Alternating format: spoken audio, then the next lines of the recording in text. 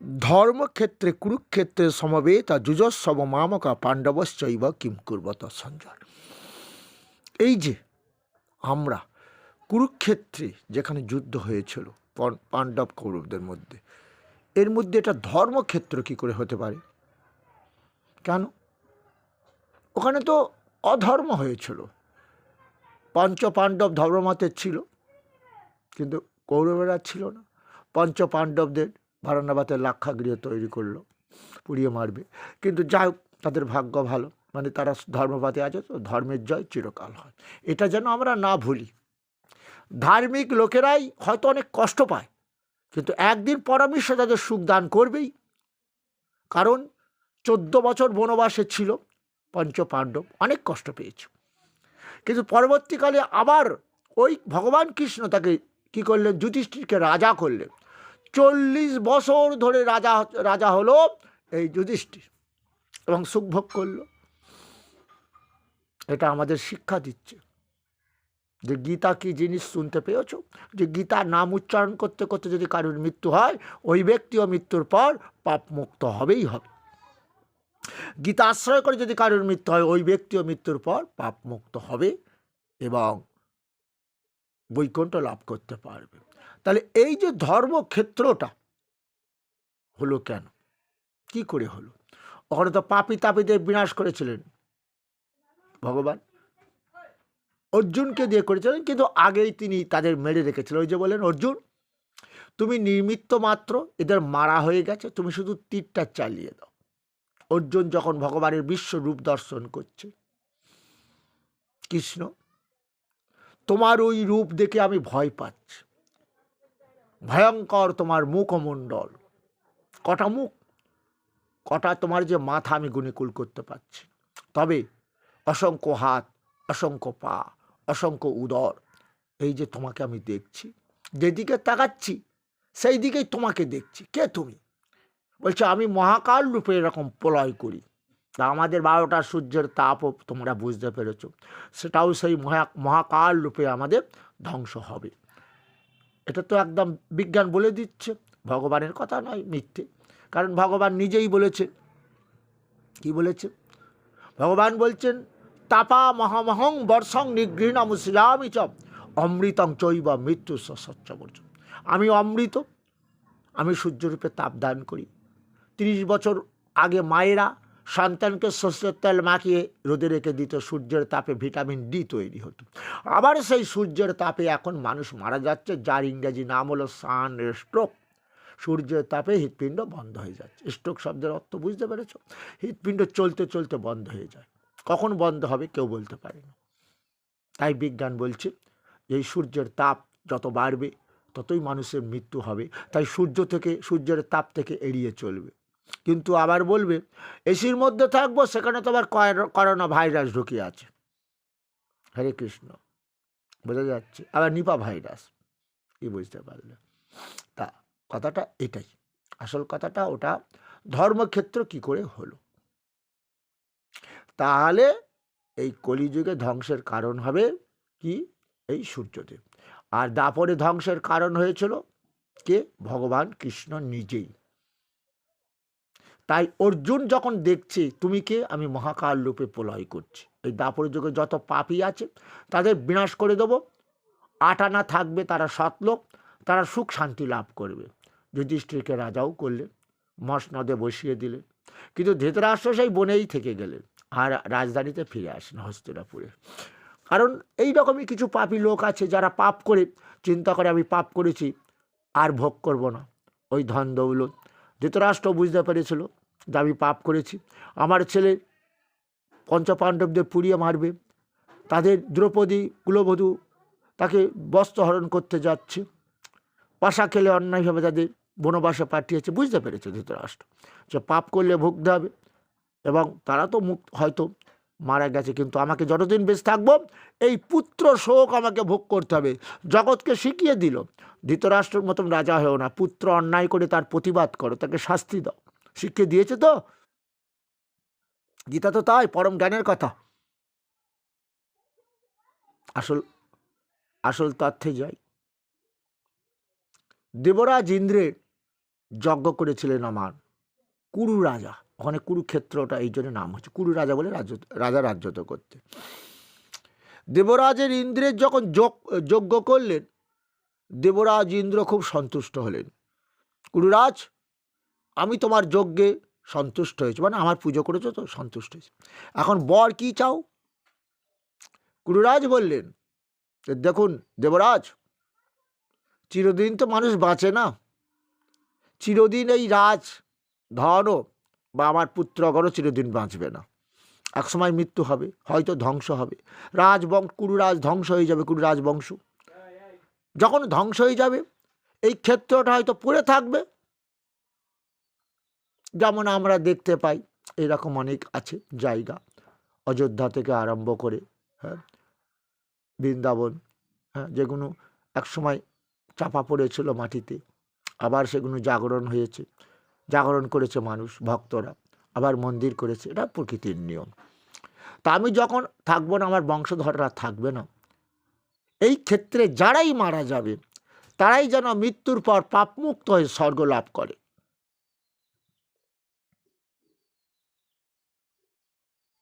দেবরাজ চিন্তা করছে, কি করব, আমি বর দেব তো আমার গুরু তো কৃষ্ণ, আমার গুরু তো কৃষ্ণ, তারই তো ইচ্ছাতে সবই হয়।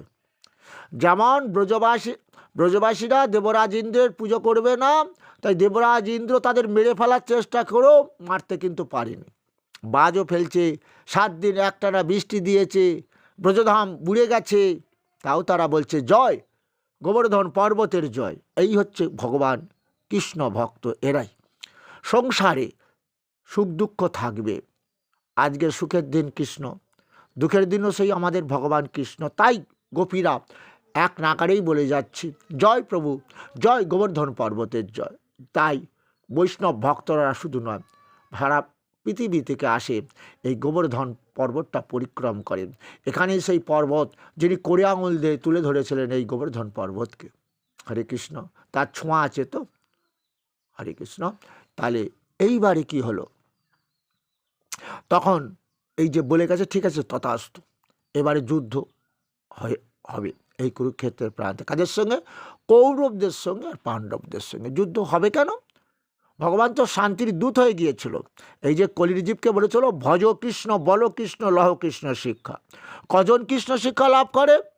কজন গীতা পড়ে? কতজন হরিনাম করে না তো? ফল ফলছে তো। আচ্ছা ঠিক আছে, পাপের ফল ভোগ করতে হচ্ছে। হ্যাঁ আমি জানি, আমি অনেক জানি। কেউ বলে সাউন্ড কমিয়ে দাও, একজন বলছে তার কেটে দাও, তার কেটে দেবো যদি তুই আবার কিছু করিস। বলে তার আমি কাটতে হবে না, ভয় নেই, আমি আর কিছু বদনে বলবো না। সেই সময় আমার দয়া করেছে ভগবান, ইউটিউব করেছে, সারা বিশ্বে চলে যাচ্ছে। হরে কৃষ্ণ, এটাই হচ্ছে ভগবানের লীলা। তবে হ্যাঁ, ভগবান নিজেই বলছেন, কামরাগ বিবর্জিত হয়ে যারা আমার জন্য কর্ম করে তাদের আমি শক্তি দিয়ে থাকি। কামরাগ মানে জানো, কামনা বাসনা শূন্য হয়। তা আমি আগের ভিডিওটাও বলেছিলাম, তোমরা নিষ্কামভাবে বৈষ্ণব হয়েছে, গলায় তুলসীর মালা পড়েছ, তোমাদের কাজ হচ্ছে কি, তৃণদপি সুনিচন তররিব সংশ্রুনা অমামেনা মানা দেন সদা কীর্তনিয়া হরি। তোমাকে মানবে না, তবুও তোমাকে হরিনাম শোনাতে হবে, গীতা ভাগবতের কথা শোনাতে হবে। আমি সেটাই করছি, চেষ্টা করছি।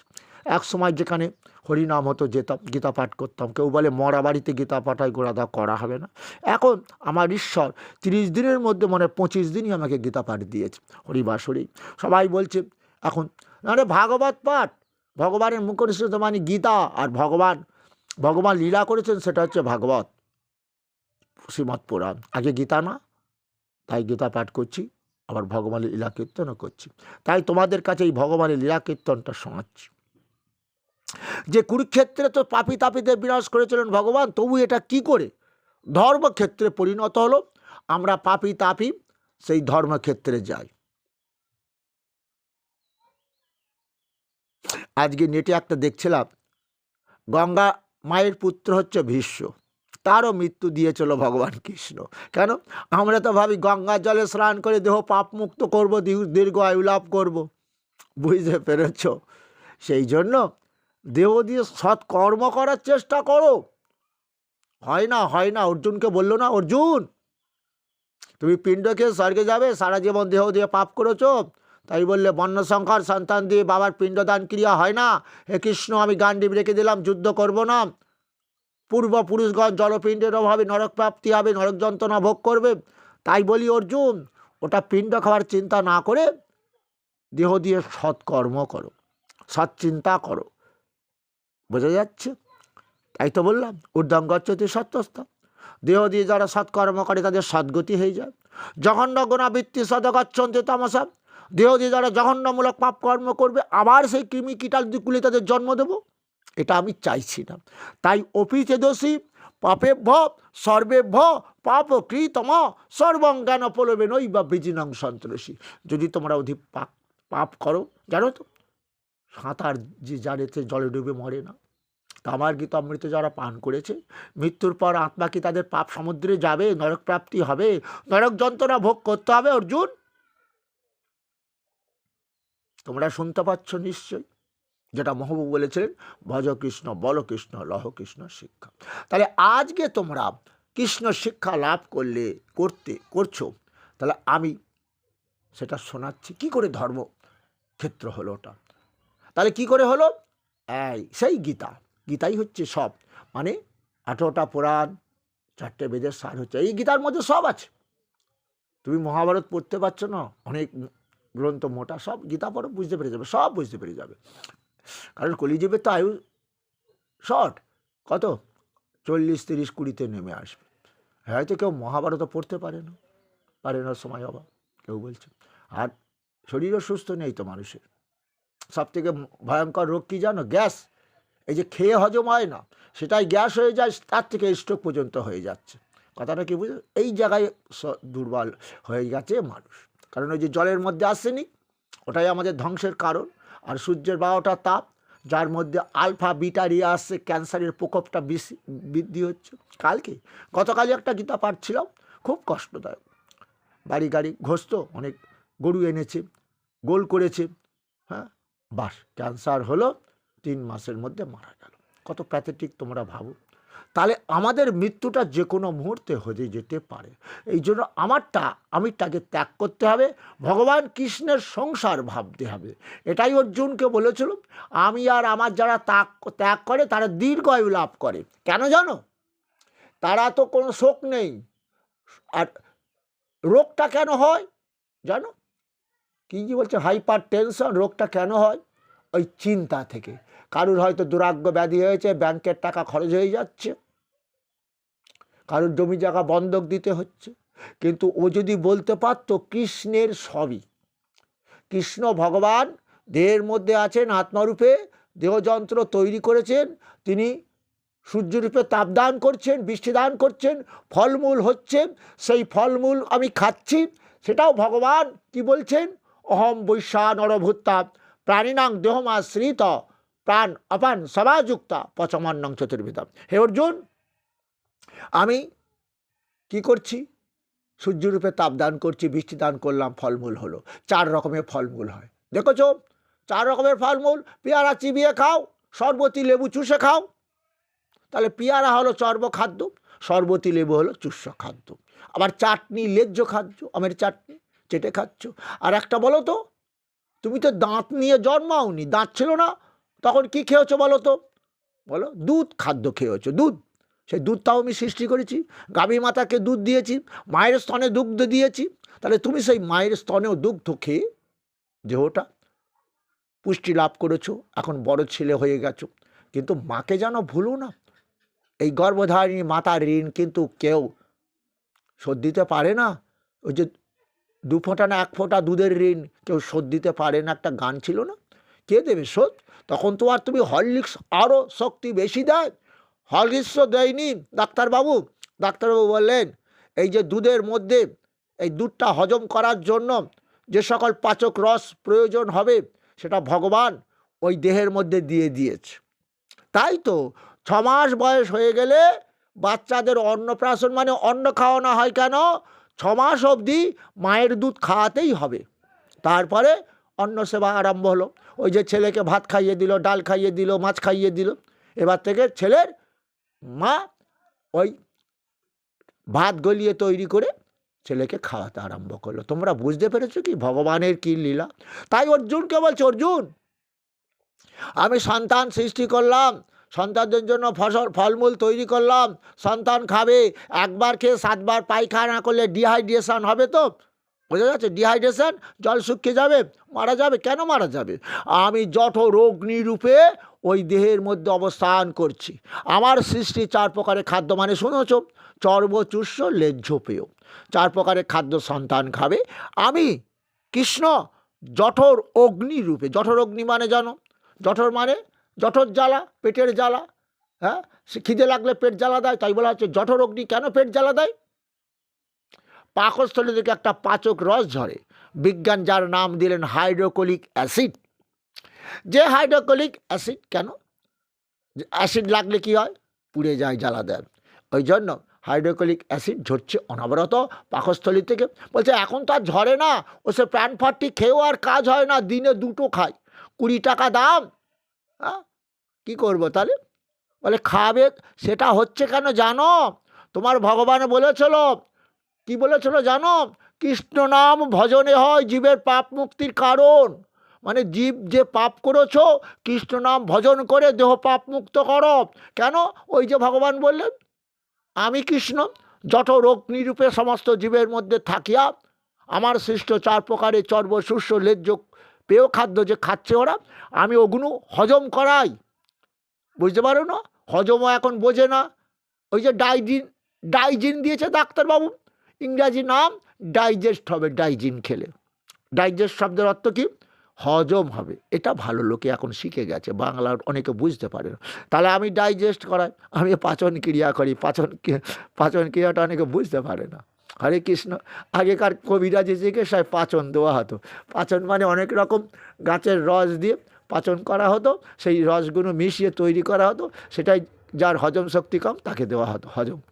আচ্ছা, হলো, কিছু বুঝতে পারলে? সে তাহলে সেই কৃষ্ণ ভগবান কে?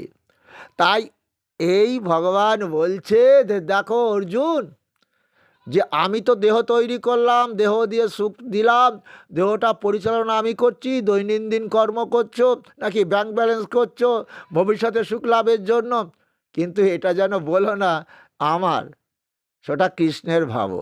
তাই তো বললো। তাহলে তো তোমাকে সুখ পেতে হতো না, হাইপার টেনশনের রোগ হতো না, দীর্ঘায়ু লাভ করতে তো। হ্যাঁ, এই হাইপার টেনশান এখন ঘরে ঘরে রুগী হয়ে যাচ্ছে। কেন? ছেলে দেখছে না, মেয়ে দেখছে না, সংসার করেছিল, এখন বুড়ো বয়সে একটু সুখ পাবে, হ্যাঁ, ছেলের হাতে, ছেলের বৌমার হাতে, নাতিপুতির হাতে কেউ পাত্তা দিচ্ছে না। বোঝা গেল?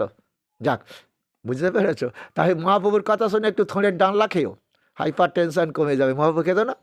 কলির জীব, আমি যে খাদ্যগুলো খাচ্ছি সেগুলো তোমরা খাবে, তবে বদন দিয়ে যেন ভুলো না। কি বদন দিয়ে আমি কি বলতাম? কি বলতাম? হরে কৃষ্ণ কৃষ্ণ কৃষ্ণ কৃষ্ণ হরে হরে, হরে রাম রাম রাম রাম হরে হরে। ভাই নেই, আরে বলো আমি হরণ করবো তোমাদের পাপ, দেহ পাপ মুক্ত হবে। ওই দেহ দিয়ে পাকস্থলী থেকে গ্যাস্ট্রিক জুস ক্ষরণ হবে, ডাইজেস্ট ভালো হবে। কারণ তোমরা তো বুঝতে পেরেছো, আমি জঠর অগ্নিরূপে প্রত্যেক জীবের মধ্যে থাকিয়া আমার সৃষ্ট 4 প্রকারের খাদ্য যে তারা খায়, আমি পাচন ক্রিয়া বা হজম ক্রিয়া করাই। বুঝতে পারলে? তাহলে এই দেহ সারা জীবন যে সুখ দান করছেন, মৃত্যুকালে ওই যে বললেন অন্তকালে চ মামেব শরণ মুক্তা বা কলে বরম জপ্রয়াতি সমদ্ভাবম জাতি নাস্তত্র সংশয়। মৃত্যুকালেও যদি কেউ কৃতজ্ঞতা বশত, যে আমি এই দেহ দিয়ে, আমার ভগবান কৃষ্ণ দেহ দিয়ে সুখ দিয়েছেন, মৃত্যু তো একদিন হবেই। কারণ ওই যে ভগবান তো গীতাও বলেছেন, কি বলেছেন? জাতস্য ধ্রুব মৃত্যু ধ্রুবাং জন্ম মৃত্যু স, যে জন্মাবে তার মৃত্যু হবে, মৃত ব্যক্তির আবার পুনর্জন্ম হবে। আমার আবার পুনর্জন্ম হবে, নিশ্চয়ই আমার ভগবান জন্ম দেবে, নিশ্চয়ই আমাকে মনুষ্য করেই দেবে। তবুও তো সেই ভগবানকে একটু ডাকতে হবে গো। তাই ভগবান বললেন না যে মৃত্যুকালেও যদি কেউ আমাকে স্মরণ করতে মানে যে হরিবলটা মরে যাওয়ার পর দেয়, সেই হরিবোল বলতে বলতে আর কি বদনে বলো গীতার নাম উচ্চারণ করতে করতে অথবা হরিনাম সংকীর্তন করতে করতেও যদি কারোর মৃত্যু হয়, অর্জুন মৃত্যুর পর দেহ পাপ মুক্ত হয়ে আত্মা আমার বৈকুণ্ঠ লাভ করবে। বোঝা গেল? আর কুরুক্ষেত্রের যুদ্ধে আজ অর্জুনের সারথি হয়েছে যে অর্জুন আজকে মারতে যাদের মায়া করছে, আজকে যখন বিশ্বরূপ দর্শন করছে, সেই ভয়ঙ্কর মুখের মধ্যে আজকে কর্ণ আবার ওই দ্রোণাচার্য, ওই গুরুদেব দ্রোণাচার্য, পিতামহ ভীষ্ম, কৃপাচার্য, হ্যাঁ, গুরুযোদ্ধাগণ অর্থাৎ সেই দুর্যোধন, দুঃশাসন, একে একে সবাই সেই ভয়ঙ্কর মুখের মধ্যে প্রবেশ করছে। তাহলে অর্জুন বুঝতে পারল, তাহলে ভগবান আমাকে বলেছে আমি ওদের আগেই মেরে রেখে দিয়েছি, তুমি নির্মিত্ত মাত্র হও। আর অর্জুন তো ভয় পেয়েই গেছে। সেই ভয়ঙ্কর মুখের মধ্যে কি বৃহৎ আকারে দন্ত সন্ধি, সেই দন্ত সন্ধির গায়ে লেগে রয়েছে কি জানো? হাড়কোড়। অর্জুন ভয় পেয়ে গেছে। কৃষ্ণ কে তুমি? আমি মহাকাল রূপে প্রলয় করব। কেন? এই দাপরে 8 আনা পাপী, এই পাপীদের বিনাশ না করতে পারলে আমার যারা ভক্ত ধর্মপথে আছে এদের ভীষণ কষ্ট দিচ্ছে। পঞ্চপাণ্ডব আমার ভক্ত, আমার আছে। তাহলে এইবারে কি হলো? ভগবান তখন ওই যে বললেন যে মৃত্যুকালেও যদি কেউ স্মরণ করতে করতে মানে জানো কি বুঝলে? তাহলে মৃত্যুর পর ও আমাকেই লাভ করবে। ভগবান এই কথাটা কেন বলেছে জানো? কারণ মৃত্যুকালে আমাদের দেখবে অধিকাংশ লোকের ঘর ঘর কেউ বলছে রে নাতি একটু আয়, তোর দাদুকে জল দে। বলে তো, ওরে নাতি কোথায় আছিস? তোর দাদুর মনে প্রাণ বার হচ্ছে, একটু কাছে হয়। তা তো হবে, দাদু তো সব নাতি পুতিদের নিয়ে এক জায়গায় থাকতো, হ্যাঁ, কত গল্প গুজব করেছে, ছোটোবেলায় নাতিগুনুকে কোলে নিয়েছে, আমার ঠাকমা কত ট্যাকে গুজে নিয়েছে। হরে কৃষ্ণ। তাই ভগবান বললেন ওগুলো মায়া। ও তোমার যখন মৃত্যুর পর কে সঙ্গে যাবে বলো তো? যাব আমি কৃষ্ণ, বলো হরি হরি বল। তো নাতিপুতি কেউ কাঁদে, 2 দিন 4 দিন কাঁদেবে, কাঁদার পর দেখবে তারা সব ঠিক হয়ে গেছে। হয়তো এখন কালকে দেখছি তো শ্রাদ্ধ বাড়ি গিয়ে কাঁদারও লোক নেই, হ্যাঁ, নানান রকম কলবল করছে। আর গেছে, যার সময় হয়েছে চলে যাবে, ও নিয়ে চিন্তা করে কি হবে। কিন্তু যার গেছে মানে তার স্ত্রী কাঁদছে, সন্তানগুলো তারাও হয়তো কাঁদছে যে আমার বাবা ছিল, হাল ধরে রেখেছিল, এরপরে তো আমাদের বোঝা এলো, এই গরু দেখবে কে? গয়লা তো স্ত্রীও কাঁদছে। হ্যাঁ, তুমি একদম তৈরি করে চলে গেলে, আমরা হাবুডু পাবো, কী করবো? এই জন্য তো ভগবান বলছেন অর্জুন আমার বলো না, আমি বলে অহংকার করো না, আমি তোমার দেহের মধ্যে আত্মারূপে আছি, যখন ত্যাগ করব কিন্তু তোমার কর্ম অনুযায়ী আমি মৃত্যু দিয়েছি। কারণ আমি বলেছি কর্ম অনুযায়ী জন্ম, কর্ম অনুযায়ী আয়ু, কর্ম অনুযায়ী দেহ সুখ ভোগ। নিশ্চয়ই তোমার কর্ম কোথায় খারাপ ছিল, যার ফলে তোমাকে অকাল মৃত্যু দিতে হয়েছে। তাই তো বলছি যে অন্তত যদি এ জন্ম তো কেটে গেল এইভাবে, পরজন্মে তোমাকে দীর্ঘ আয়ু লাভ করাবো। তাই তো আমি কৃষ্ণ তোমাদের বলি অন্তত মৃত্যুকালেও যদি কেউ আমাকে স্মরণ করতে করতে দেহত্যাগ করে অর্জুন, মৃত্যুর পরে সে পাপ মুক্ত হয়ে আমার বৈকুণ্ঠ লাভ করবে। কেন? তাও বলছে ভগবান। বাড়ি গাড়ি ধন দৌলত নাতিপুতি চিন্তা করতে করতে মরে গেলে কি হবে? ওই যে কি বলো, ঊর্ধ্বং গচ্ছতি শতসা মধ্যে তিষ্ঠন্তি রাজসা। যারা কামনা বাসনা নিয়ে সংসারে ছিল তারা আবার কামনার জগতে আসবে। বোঝা যাচ্ছে? আবার নাতিপুতি ভোগ করবে, এই ধন দৌলত ভোগ করবে। এখন রোগের যন্ত্রণায় যখন নাতিকে ডাকছে, নাতি রে একটু আয় বাবা কাছে আয়, আবার নাতনিকে বলছে মারে আমাকে একটু বাথরুমে ধরে নিয়ে যাবি রে, আমার বড্ড হিসি লেগেছে। নাতনি বলল না দাদু আমার পক্ষে সম্ভব নয়, আমার স্কুলে যাওয়ার বেলা হয়ে গেছে। নাতনি রে নাতি রে, নাতনি রে, তোর মা কত মারতো তোকে, আমি তোর মায়ের মার সহ্য করতে পারতাম না, ট্যাকে তুলে তুলে ট্যাকে তুলে নিয়ে ঘুরে বেড়াতাম, এই দেখ ট্যাকটা এখনো কালশিরে পড়ে আছে। ভগবান, ভগবান বলল এটাই তো আমি হলাম, কে জানো, আমি তোমাদের জগৎ গুরু। গুরু শব্দের অর্থ জানো? অজ্ঞান তিমিরান্ধস্য জ্ঞানাঞ্জন শলাকয়া চক্ষুরুন্মিলিতং যেন তস্মৈ শ্রী গুরবে নমঃ। বুঝতে পারলে কথাটা? গুরু অন্ধকার দূর করে দেয়, আমি এটা ভুল। চোখ খুলে দিয়েছে তো ডাক্তারবাবুরা, চোখে ছানি পড়েছে, কিছু দেখতে পাচ্ছ না তো, একটা শলাকা দিয়ে মানে অস্ত্র দিয়ে ওই ছানিটা পরিষ্কার করে দিল, তুমি দেখতে পাচ্ছ। গুরু এটাই করে। এই যে জগতে কেউ তোমার আপনজন নয়, সেই পরম ঈশ্বরের শরণাপন্ন হও, তার কৃপায় দেহ দিয়ে সুখ পাবে, শান্তি পাবে, মৃত্যুর পর পরম মোক্ষ লাভ করবে। তাই তো বলল ভগবান। তাহলে এইবারে কি হলো? ধর্মক্ষেত্র কুরুক্ষেত্র কথাটা শোনো। জং জং বাপি শরণ ভাবাং তাজতন্তে কলে বরম তং তমে বৈতি কন্তে অসদ তদ্ভব ভাবিত। তাহলে মৃত্যুকালে যে যাই চিন্তা করবে, তাই কৃষ্ণ চিন্তা করতে করতে ভগবানের কথা চিন্তা করতে ভগবানের কাছে যাবে। তাই বলছে ওই কুরুক্ষেত্রের যুদ্ধে কি হলো? অর্জুন হলেন, অর্জুন এবার যুদ্ধ করবে। অর্জুনের সারথি হয়েছেন ভগবান কৃষ্ণ। আজ ভগবান কৃষ্ণ পাপীদের কাছে নিয়ে যাচ্ছে ধর্মরাজ্য প্রতিষ্ঠা করার জন্য। অর্জুন তাদের সঙ্গে যুদ্ধ করছে, কিন্তু পাপী তাপী হলেও ওরা কৃষ্ণ দর্শন করতে করতে দেহটার মৃত্যু হলো অর্জুনের তীরের হাতে। তো হরে কৃষ্ণ, এই জন্য ওটা ধর্মক্ষেত্রে পরিণত হয়ে গেল।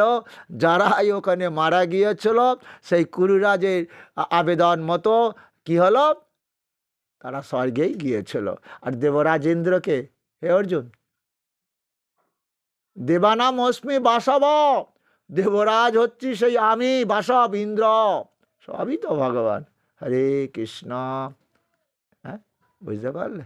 তা যাই হোক, ধর্মক্ষেত্রে কুরুক্ষেত্রে একটু হরিনাম করো, বসে বসে একটু গীতা পাঠ করো। হ্যাঁ।